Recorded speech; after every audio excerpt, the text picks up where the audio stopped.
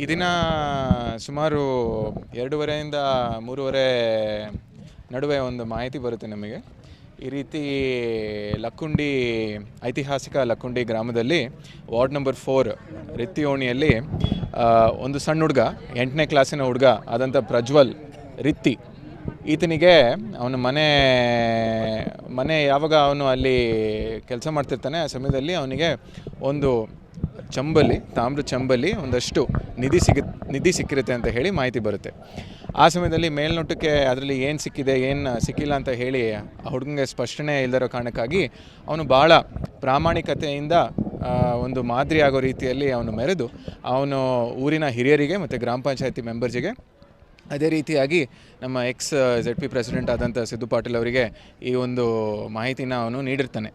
ನೀಡಿದ ಮೇರೆಗೆ ಕೂಡಲೇ ಈ ಒಂದು ಮಾಹಿತಿನ ಅವರು ಮಾನ್ಯ ನಮ್ಮ ಗದಗ ಜಿಲ್ಲೆ ಉಸ್ತುವಾರಿ ಸಚಿವರಾದಂಥ ಸನ್ಮಾನ್ಯ HK ಪಾಟೀಲ್ ಸಾಹೇಬರಿಗೆ ನೀಡಿದ್ದು, ಅವರು ಕೂಡ ಎಲ್ಲ ಅಧಿಕಾರಿಗಳಿಗೆ ತಿಳಿಸಿದ ಮೇರೆಗೆ ಎಲ್ಲರೂ ಲಕ್ಕುಂಡಿ ಗ್ರಾಮಕ್ಕೆ ಬಂದು ಇಲ್ಲಿ ವಾಸ್ತವ್ಯನ ತಿಳ್ಕೊಳ್ಲಿಕ್ಕೆ ಎಲ್ಲರೂ ಪ್ರಯತ್ನ ಪಟ್ಟಿರ್ತೀವಿ.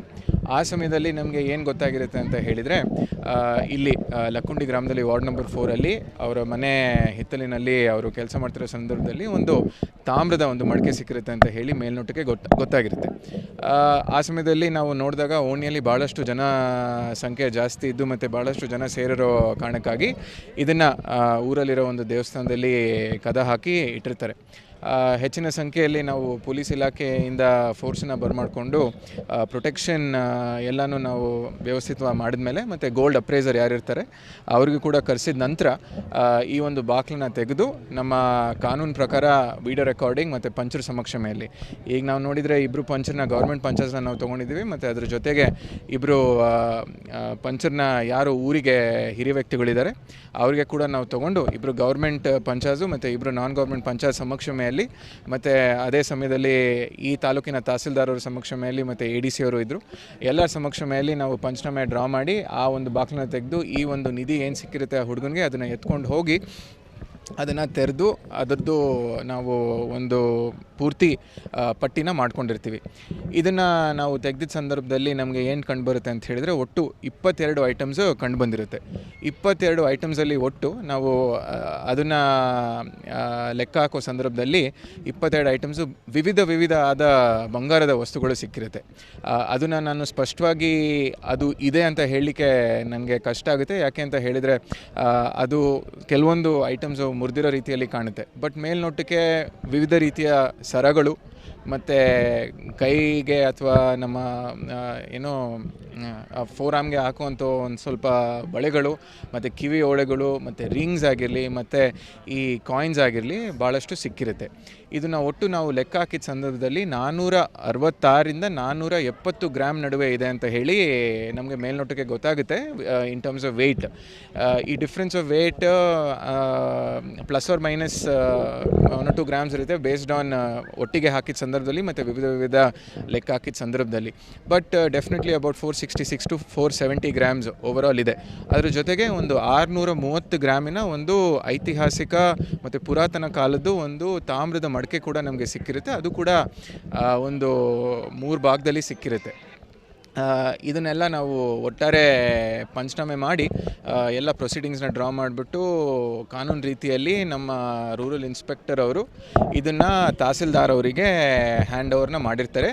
ಈಗಾಗಲೇ ಇವರು ಈ ಒಂದು ಪೂರ್ತಿ ಸಾಮಗ್ರಿಗಳನ್ನ ಅಂಡರ್ ಪ್ರೊಟೆಕ್ಷನ್ ಈಗ ಟ್ರೆಷರಿಗೆ ತೊಗೊಂಡು ಹೋಗ್ತಾ ಇದ್ದಾರೆ. ಟ್ರೆಷರಿಗೆ ತೊಗೊಂಡು ಹೋಗ್ತಿರ್ತಾರೆ. ನೋಡಿ, ಇದನ್ನು ನಾನು ಸ್ಪಷ್ಟವಾಗಿ ವಿತೌಟ್ ಎಕ್ಸ್ಪರ್ಟ್ ಒಪಿನಿಯನ್ ಹೇಳಲಿಕ್ಕೆ ಬರಲ್ಲ. ನಮ್ಮದು ಮೊದಲನೇ ಆದ್ಯತೆ ಏನಿರುತ್ತೆ ಅಂತ ಹೇಳಿದ್ರೆ, ಒಂದು ಸಿಕ್ಕಿರೋ ನಿಧಿದು ರಕ್ಷಣೆ. ಆ ರಕ್ಷಣೆ ಮಾಡಲಿಕ್ಕಾಗಿ ನಾವು ಏನೇನು ಕ್ರಮ ಜರುಗಿಸ್ಬೇಕಾಗಿತ್ತು ಅದನ್ನು ನಾವು ಜರುಗಿಸಿದ್ದೀವಿ. ಅದ್ರ ಜೊತೆಯಾಗಿ ನಾವು ಸಿಕ್ಕಿದ್ದನ್ನು ನೀಟಾಗಿ ಪ್ರೊಸೀಜರ್ ವಿಧಾನವಾಗಿ ಅದನ್ನು ಹ್ಯಾಂಡಲ್ ಮಾಡಿ ಅದನ್ನು ಪ್ಯಾಕ್ ಮಾಡಿ ಮತ್ತು ಜಿಲ್ಲಾಡಳಿತಕ್ಕೆ ನಾವು ಹ್ಯಾಂಡ್ ಓವರ್ ಮಾಡೋ ರೀತಿ ಆಗಿತ್ತು. ಅದನ್ನು ಹ್ಯಾಂಡ್ ಓವರ್ ಮಾಡಿದ್ದೀವಿ. ಈಗ ಒಟ್ಟು 460 to 470 ಗ್ರಾಮ್ಸು ಈಗಿನ ದಿನಮಾನದಲ್ಲಿ ನಾವು ಲೆಕ್ಕ ಹಾಕಿದರೆ ನಿಯರ್ ಅಬೌಟ್ ಒಂದು 60 ಲ್ಯಾಕ್ಸ್ಗಿಂತ 60 to 65 ಲ್ಯಾಕ್ಸ್ ಇರ್ಬೋದು ಅಂತ ಹೇಳಿ ಗೊತ್ತಾಗುತ್ತೆ. ಬಟ್ ಇದಕ್ಕೆ ನಾವು ಕೇವಲ ಈ ದಿನದ್ದು ಬಂಗಾರದ ಬೆಲೆಯಲ್ಲಿ ನಾವು ಅದನ್ನು ನಿಗದಿಪಡಿಸಲಿಕ್ಕೆ ಆಗೋದು ತಪ್ಪಾಗುತ್ತೆ. ಯಾಕೆ ಅಂತ ಹೇಳಿದರೆ ಇದಕ್ಕೆ ಹಿಸ್ಟಾರಿಕಲ್ ಇಂಪಾರ್ಟೆನ್ಸ್ ಇದೆ ಮತ್ತು ಪುರಾತನ ಕಾಲದ್ದು ಒಂದು 22 ಐಟಮ್ಸ್ ಇರೋದ್ರಿಂದ ಇದ್ರದ್ದು ಹಿಸ್ಟಾರಿಕ್ ಕಾಸ್ಟ್ ಏನಿದೆ ಅಂತ ಹೇಳಿ ನಮಗೆ ಮೇಲ್ನೋಟಕ್ಕೆ ನನಗೆ ವ್ಯಕ್ತಪಡಿಸಲಿಕ್ಕೆ ಕಷ್ಟ ಆಗುತ್ತೆ.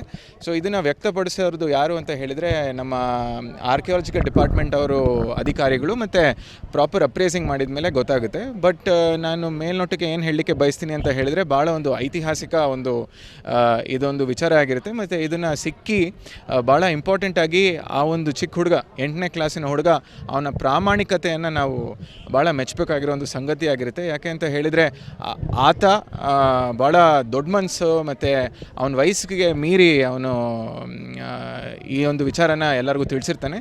ಸೊ ಅದು ಭಾಳ ಶ್ಲಾಘನೀಯ ವಿಚಾರ ಅಂತ ಹೇಳಿ ನಾನು ಹೇಳಲಿಕ್ಕೆ ಬಯಸ್ತೀನಿ.